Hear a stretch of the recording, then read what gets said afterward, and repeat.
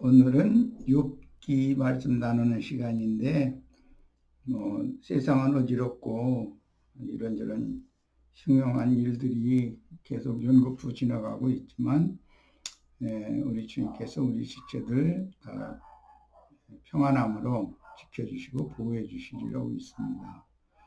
오늘은 특히 이제 욥기 9장 말씀을 나누는 시간인데, 욥기 9장 1절에서 10장 22절까지 9장과 10장에는 욥의 탄식과 호소, 좀 지나친 그런 말을 섞어서 한 말에 대해서 욥의 친구 중에 하나인 빌닷이 8장에서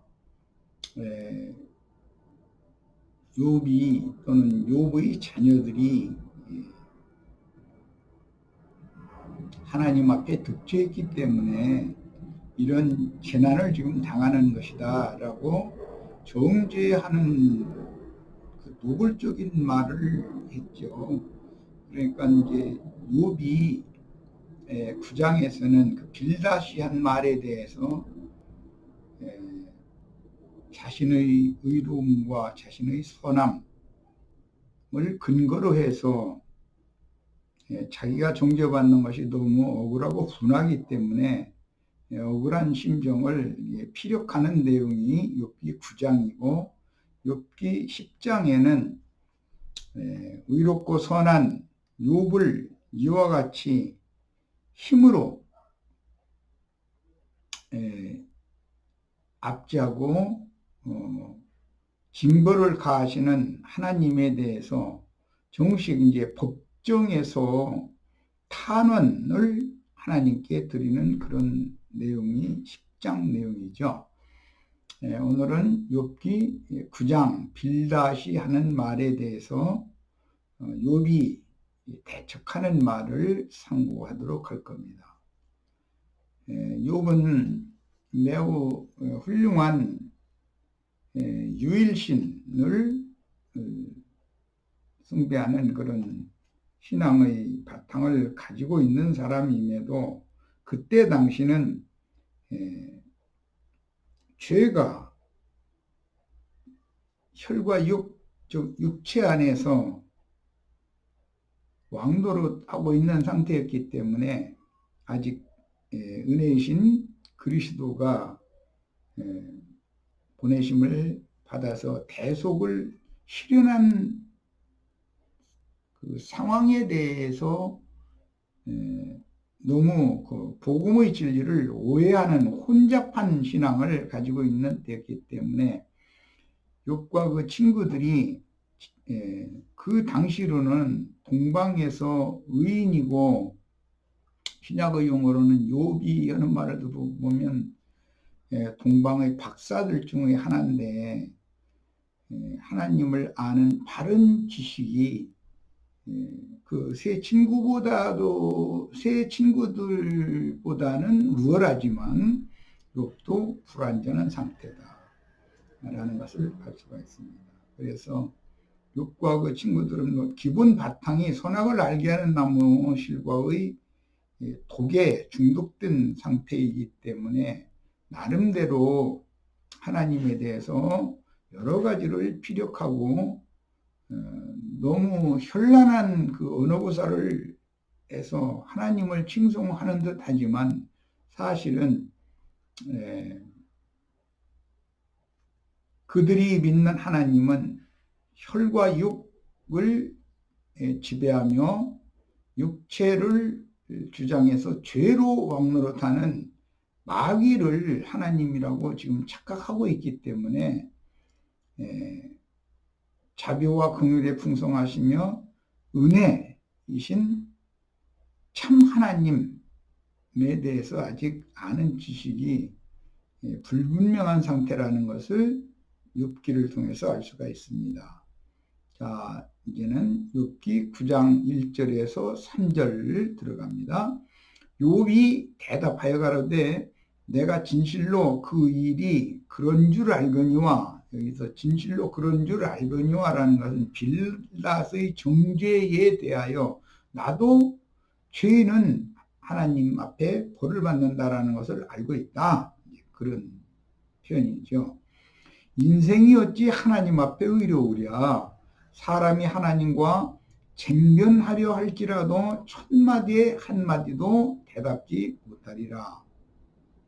그랬습니다. 여기 쟁변하려 할지라도 라는 말은 법정용어로서 판사 앞에서 검사와 피고인 사이에 다투는 경우에 사용하는 그런 의미의 용어로서 하나님과 쟁변한다라는 말은 하나님과 경쟁한다 또는 하나님과 다툰다 그런 의미입니다. 하나님의 의로우심과 거룩하심은 첫 아담 세계의 속된 인간이 옳고 선할지라도 본질과 내용이 그 의와 선의 본질과 내용이 전혀 다르므로 영이 죽은 상태의 인간이 아무리 노력을 해도 하나님의 의와 거룩하심으로 나타나는 신의 영광에는 이룰 수 없다라는 신앙이 욥의 신앙이었습니다. 그러니까 이것은 한 면에서는 정말 너무 합당한 신앙관이라는 걸 알 수가 있습니다. 이제 이 말은 빌닷의 정죄하는 그런 정죄에 대하여 욥과 그의 자녀들이 뭔가 드러나지 않고 숨겨져 있는 범죄가 있기 때문에 공의로운 하나님이 이런 심판을 보내시는 것이다 라는 것을 피력을 했습니다. 이것은 뭐 잘 아는 것처럼 선악과의 독에 깊이 중독된 사람들의 변론이기 때문에 인과응보 사상, 선행 공덕 사상이 아주 깊다는 것을 알 수 있습니다. 빌닷의 말을 인정하는 듯한 어투로 시작되는 욥의 대답 속에는 자신이 알고 있는 하나님의 속성, 본질과 행하심에 대하여 빌닷의 그 가르치는 자세의 그런 입에 붙은 말이라고 그러죠. 허망한 말을 반박하고자 하며 자신이 하나님에 대해서 빌닷보다 더 정확하게 잘 알고 있다고 하는 그 자긍심, 교만한 마음이 내포되어 있다라는 것을 알 수가 있습니다. 자, 욥기 4장에서 욥기 9장 4절에서 10절 같이 동참하는 의미로 본인의 성경을 펴서 읽겠습니다. 이건 굉장히 깊이가 있는, 과연 동방의 의인이라고 표현한 신약의 용어로는 동방 박사들 중의 뛰어난 학식, 그 다음에 지식이 탁월한 욥이 하는 말이기 때문에 오늘날 우리들도 이런 욥의 당시의 그런 변증에 대해서 깊이 고 확실하게 이해를 할 필요가 있습니다. 욥기 9장 4절부터 10절, 이건 매우 중요하기 때문에 같이 읽겠습니다. 하나님은 마음이 지혜로우시고 힘이 강하시니 스스로 강팍히 하여 그를 거역하고 형통한 자가 누구이랴. 그가 진노하심으로 산을 무너뜨리며 옮기실지라도 산이 깨닫지 못하고 그가 땅을 움직여서 그 자리에서 미신즉 그 기둥이 흔들리며 그가 해를 명하여 뜨지 못하게 하시며 별들을 봉하시며 이렇게 말씀을 증거하고 있고, 그가 홀로 하늘을 펴시며 바닷물결을 밟으시며 북두성과 삼성과 요성과 남방의 밀실을 만드셨으며 측량할 수 없는 큰 일을, 셀 수 없는 기이한 일을 행하시느니라. 이렇게 욥이 표현을 했습니다. 이 말은 뭐 빌닷의 정죄에 대적하는 말인 것은 이미 잘 아는 사실입니다. 그러나 욥의 이러한 해박한 지식이 얼마나 해박한 지식을 가진 당대로 해서는 그런 사람인지를 잘 헤아릴 필요가 있는 것은 본문에서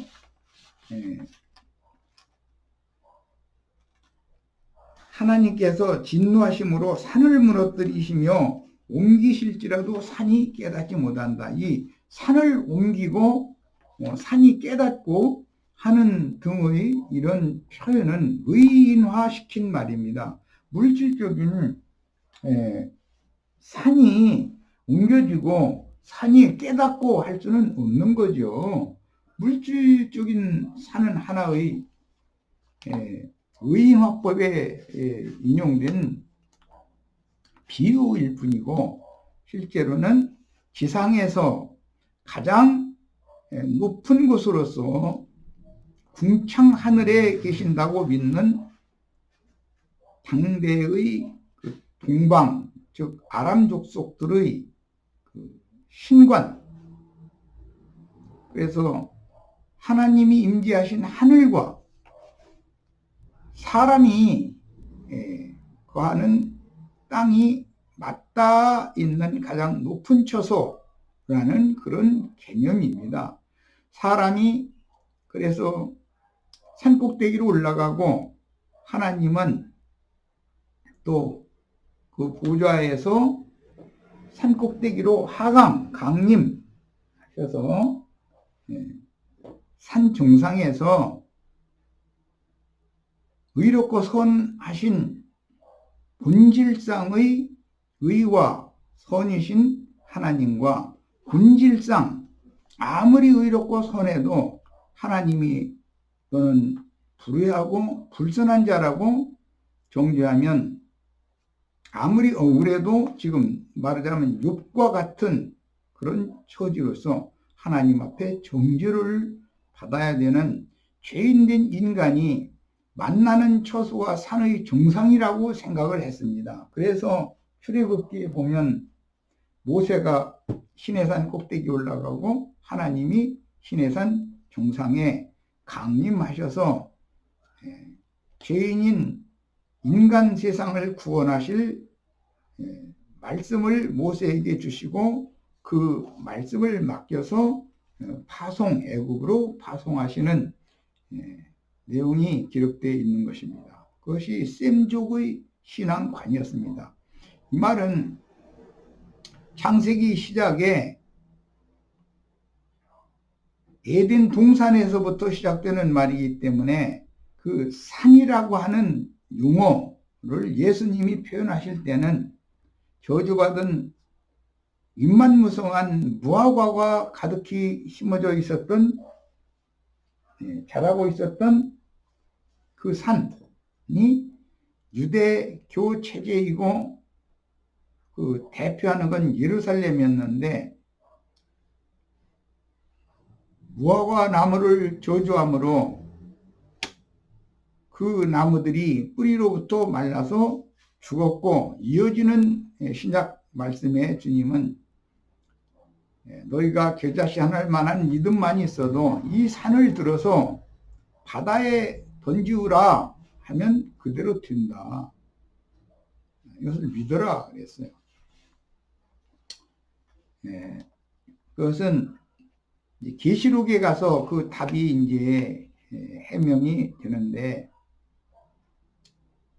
중간에 서신서에서도 이제 그 예언 말씀을 알게 하는 여러 가지의 그 말씀들이 나오지만 계시록 결론에 가면 힘센 천사가 산을 맷돌과 같은 산을 들어서 바다에 던지우니까 그 맷돌과 같은 무거운 돌로 상징되는 천사가 바다에 던져버린 산이라고 하는 것은 구약 성경에 의하면 멸망산이요 불탄 산인데 신약에서는 두 무덤 사이에서 날마다 외치는 군대 귀신 들린 자를 만나서 그에게서 군대 귀신을 쫓아냈더니 군대 귀신들이 그에게서 쫓겨나서 주님 앞에 엎드려서 아직 우리가 무저갱에 들어갈 때가 아닌데 당신이 우리에게 임하셔서 우리를 왜 괴롭게 하시느냐고, 우리를 저 산에서 먹고 있는 돼지떼에게 들어가게 허락해달라고 해서 돼지떼 속에 군대 귀신이 들어갔고, 군대 귀신이 돼지떼 속에 들어갔을 때 돼지떼는 산 비탈로 내리달아서 바다에 빠져서 몰사했다고 기록이 되어 있습니다. 이런 것들은 모두 다 영의 세계에 대하여 하나님의 심판이 어떻게 집행될 것인지를 보여주는 한 폭의 그림을 제시하고 있기 때문에 돼지떼가 먹고 있는 산이라고 하는 것은 많은 무리한전 큰 음녀가 짐승 머리 땅의 임금들을 타고 있을 뿐 아니라 그 땅의 임금들은 땅의 왕들이고, 음녀가 앉은 그 짐승들은 7 산이다라고도 표현을 했습니다. 그러니까 세상 교회에 세속화된 세상 교회를 결론적으로 성경에서는 산이라고 비유를 하고 있다는 걸 알 수가 있어요. 하나님이 구원하러 죄인들을 찾아와서 죄인들과 만나주시는 그 산이 오히려 저주가 임해서 불붙은 산이 되고 멸망산이 되어져서 우상을 숭배하는 처소가 되었기 때문에 그 우상의 처소를 들어서 바다로 상징된 세상에 던져버리면 세속화된 교회가, 즉 음녀가 음녀의 7 머리들과 함께 7 불대접 심판에 의해서 세상과 함께 멸망받는 것으로 결론을 내리고 있습니다. 반면에 갈릴리의 한 산으로 비유하신 헐몬산, 헤르몬산은 아브라함의 믿음의 후사들을 위하여 하늘에 준비하신 하늘의 한 산으로서 그것은 하나님의 영원한 임재처소이며 예수님의 영을 의미하는데, 예수님의 영은 구약 성경에서는 지성소의 속죄소라고 번역되는 은혜의 보좌요 영광의 보좌에서 하나님과 죄인들이 만나서 그리스도의 은혜로 덮임을 받고 용서를 받는 처소, 장소가 영광의 보좌이며, 은혜의 보좌가, 은혜를 시해하는 장소가 그리스도 예수 안에, 즉 예수님의 영과 예수님의 마음을 상징한다. 예수님의 마음은 성소이고 예수님의 영은 지성소입니다. 그곳에서 그리스도 예수 안에서 덮임을 받고 가리움을 받는, 은혜를 받는 이야기가 성경의 구속사 이야기입니다. 그러니까 구약 성경에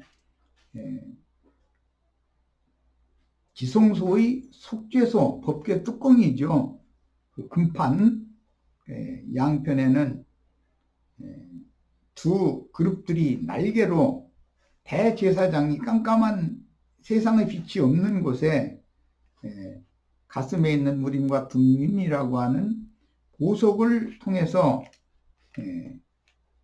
내적인 빛을 받아가지고 여호와의 면전에 서면, 죄인이 여호와의 면전에 서면 죽살해야 되기 때문에 하나님을 보고도 죽지 않도록 그룹의 날개가 하나님의 영광을 직접 보지 않도록 덮어주고 가려주는 것으로 비유가 됐습니다. 이것은 예수 그리스도의 은혜로 말미암아 모든 죄인들이 그리스도 예수 안에서 덮임을 받고 가리움을 받는 신령한 복을 받아서 구속, 곧 죄들의 사면을 받을 것에 대해서 성경이 일관되게 계시하고 있으므로 이 산이라고 하는 용어가 나오면 높은 산, 크고 높은 산, 작은 산들 이런 이야기가 성경에 많이 나오고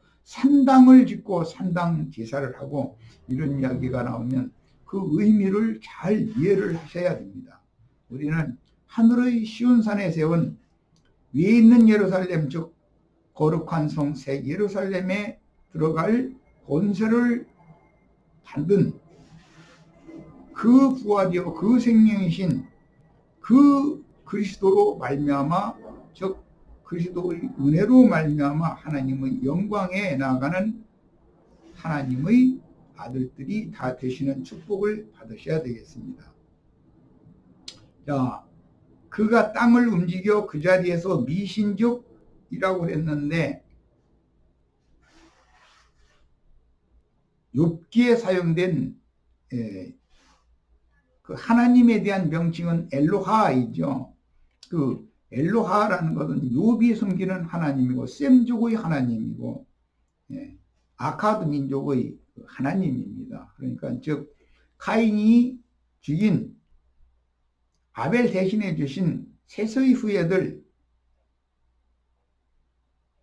모두가 대대로 섬기던 하나님 유일하신 참 하나님은 아하드라고 이제 번역한 음력하는 그런 하나님이죠.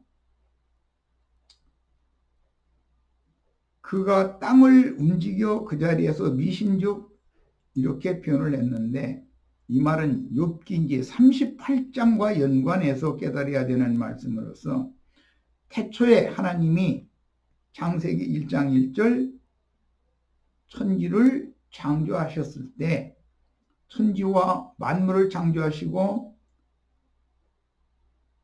만물의 영장인 사람들에게 지상의 모든 생물을 위임을 하셨지만 하나님의 보좌에서 하나님의 영광을 도적질하고자 해서 반역한 천사장 루시엘, 흔히 이제 라틴어를 영어한 루시퍼라고 번역을 하죠.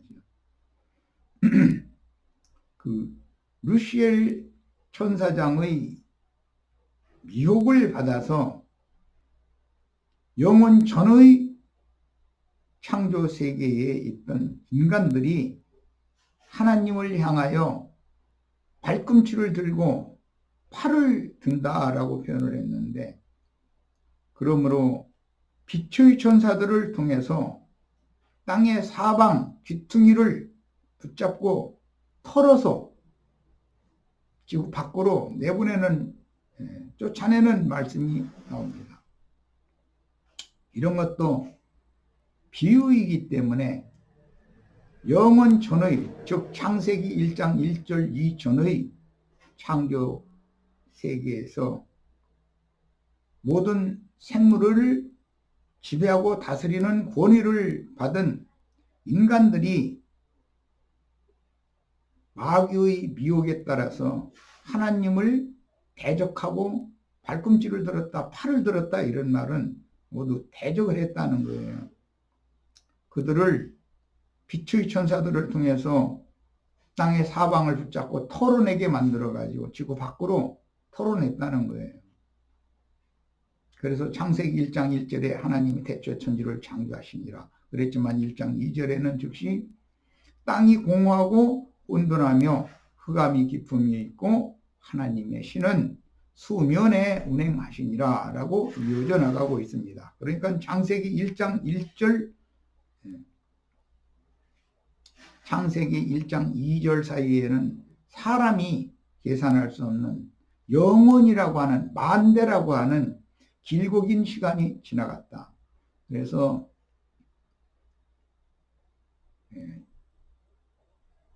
이 지상 세계에 어마어마한 지각 변동을 일으켜서 인간들과 대적하던 모든 생물들을 다 심판하신 후에 해를 명하여 뜨지 못하게 하셨다고 그랬는데 어마어마한 지각 변동으로 말미암아 5대양 6대주가 생겨나게 된 것이고 먼지나 화산재나 연기나 끝없이 올라가는 연기나 이런 것들이 해를 달을 별들을 빛을 가리게 되었던 것이고 물로 지상을 덮어버리셨기 때문에 즉시로 물에 덮인 땅은 무튼 빙하시대가 왔고 땅에 생존해 있는 모든 것들은 급냉, 냉동이 될 수밖에 없었던 것이죠. 그래서 지구 멸망이 이미 창세기 1장 2절에 실현이 됐고 1장 3절에는 빛이 있으라 명하셨다고 그랬는데 그 해를 명하여 뜨지 못하게 하셨다라는 것은 창세기 1장 2절의 상황을 말하는 것입니다. 어마어마한 먼지와 화산재와 연기 등이 빛들을 가렸다는 것이죠. 그리고 비를 내려가지고 물로 세상을 당세의 세상을 심판하심으로 해가 뜨지 않는 물바다가 된 세상은 당연히 얼음바다가 되는 거예요. 그래서 빙하시대가 지난 다음에 모든 먼지와 화산재와 연기 등 오물들을 토송이라고 하는 별에 띠를 이루도록 그것으로 모이게 하시고 지상을 덮고 있던 물이 얼음이 되었다가 해가 다시 빛을 발하고 달, 별들이 빛을 발함으로 그 빛에 의해서 얼음이 지구를 덮고 있을 때 다 녹아서 물바다가 됐을 때 천하의 물은 한 곳으로 모이고 모인 물은 바다라 칭하시고 드러난 뭇은 땅이라 칭하셨으므로 하나님이 심판하셨던 땅을 물로 덮은 다음에 다시 뭇을 드러나게 하신 것 등이 창세기 1장의 시작 말씀에 기록되어져 있습니다.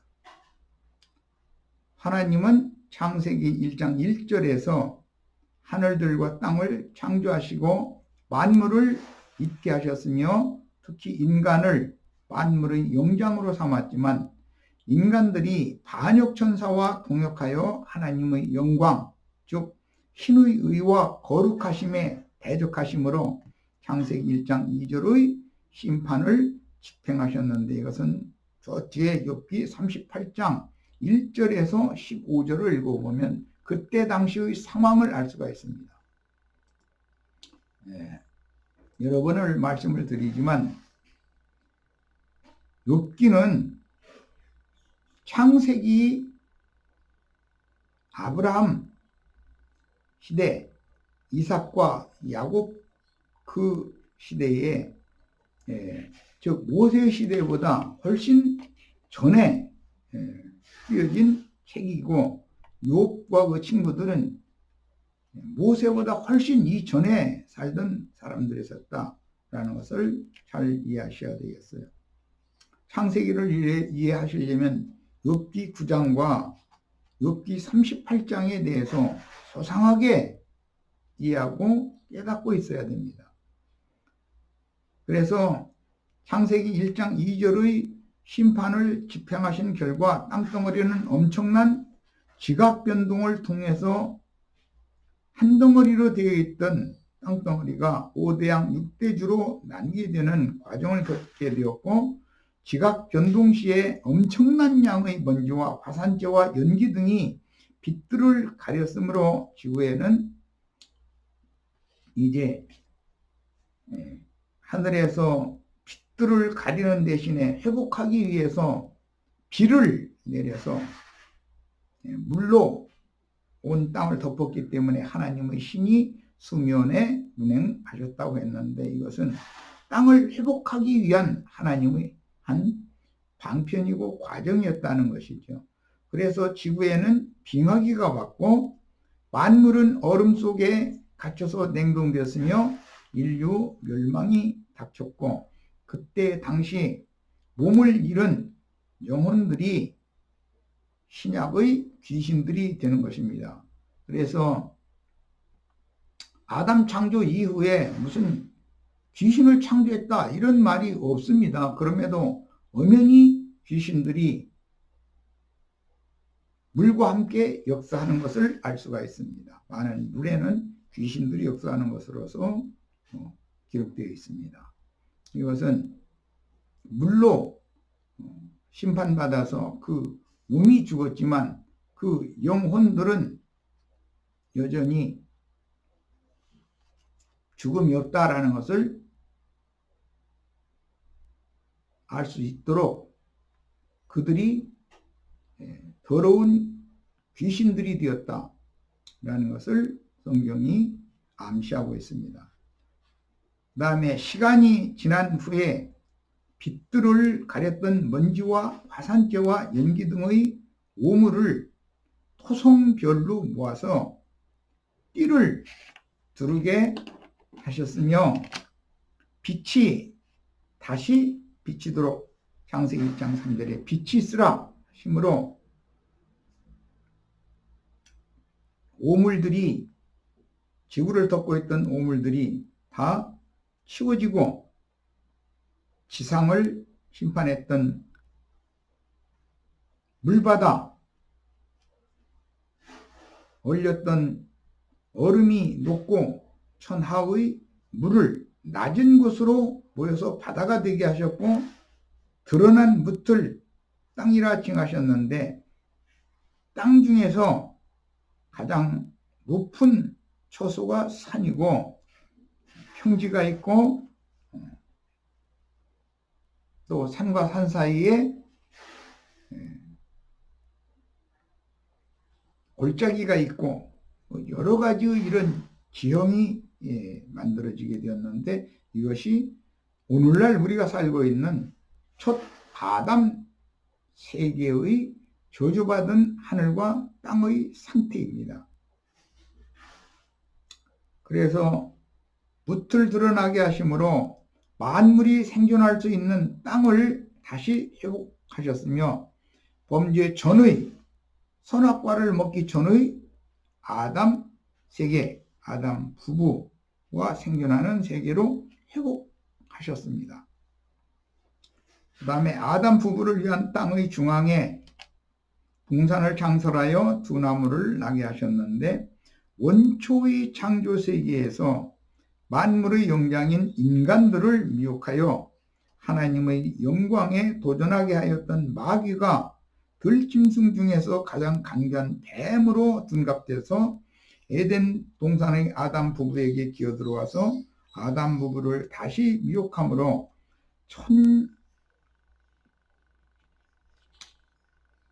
하늘과 하늘뜰과 땅에 다시 저주가 임하게 하였습니다.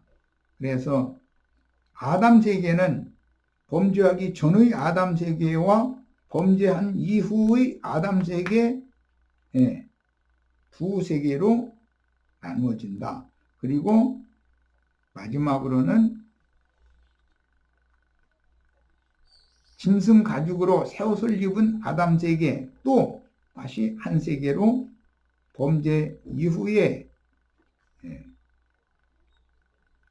짐승 가죽으로 새 옷을 입게 되는 구속받은 아담 세계, 이렇게 세 가지의 세계가 창세기에는 게시되어 있다라는 것에 대해서 명확한 이해가 꼭 있으시기 바랍니다.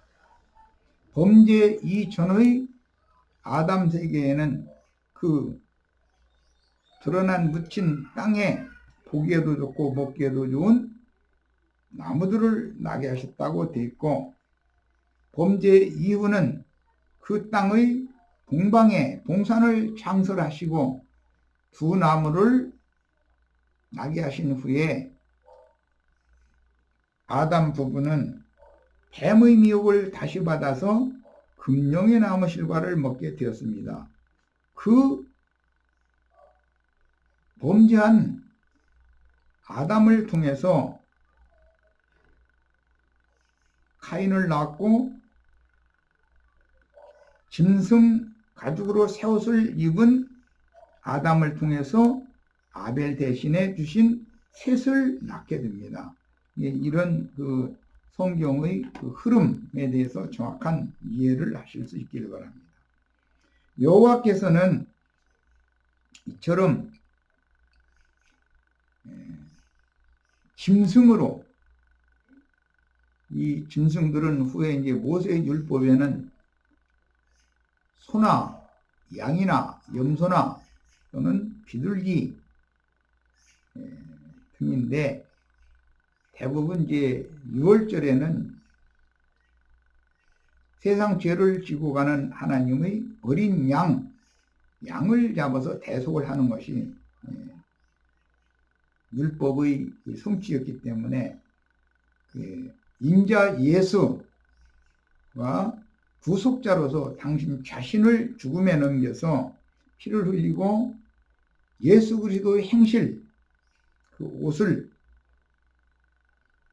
믿는 이들에게 입혀주는 것으로 상징이 됐기 때문에 신약에서는 너희는 옛사람과 그 행위는 벗어버리고 그리스도로 옷을, 즉 새 옷을 입어라 라고 기록하고 있습니다. 그래서 짐승으로 대속하시고 짐승의 대속제물의 가죽으로 옷을 입혀주셨는데, 이것은 율법적인 구약성경의 대속에 관한 예언입니다. 율법제사에서 속죄의 제물은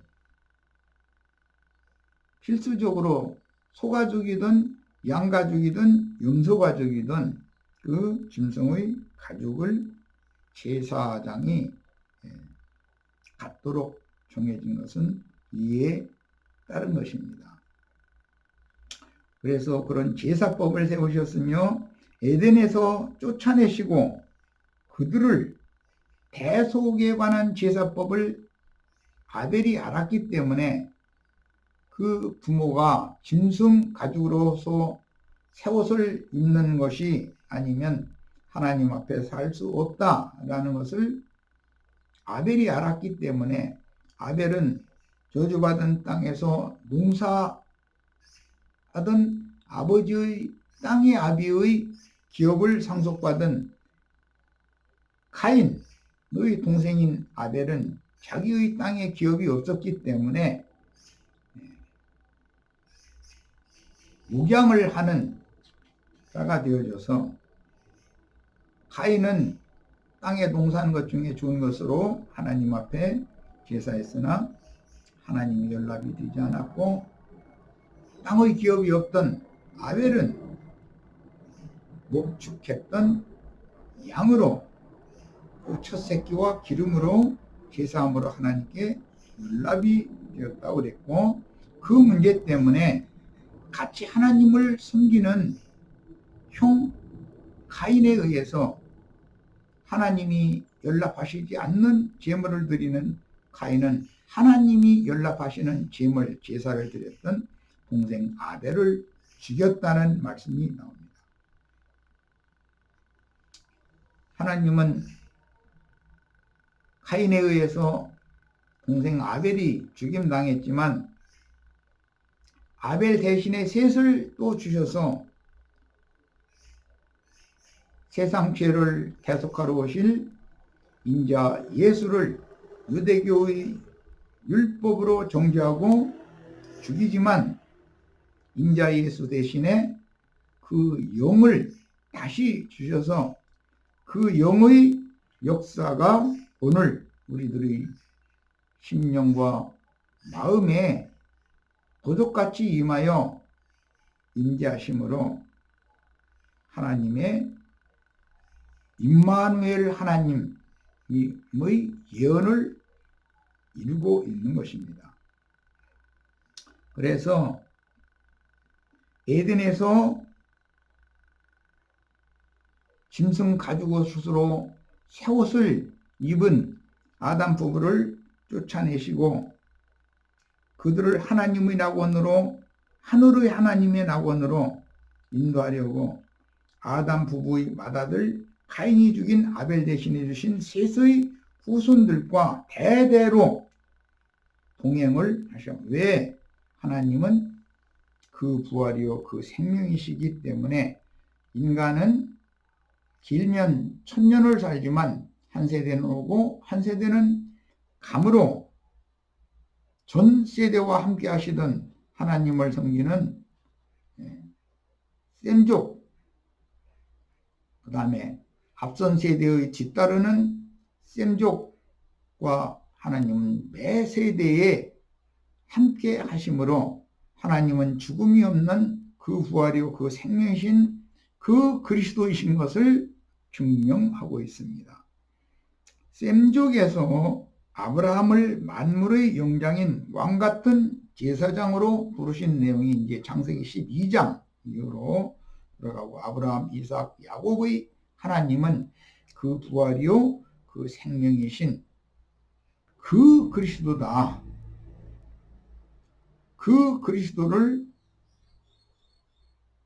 욥은 명확하게 지금 알지 못하는 상태에 있지만 엘로하라는 하나님에 대한 명칭을 사용을 했습니다. 욥기에만 42번이나 사용이 되었습니다. 유일하신 참 하나님의 이름이죠.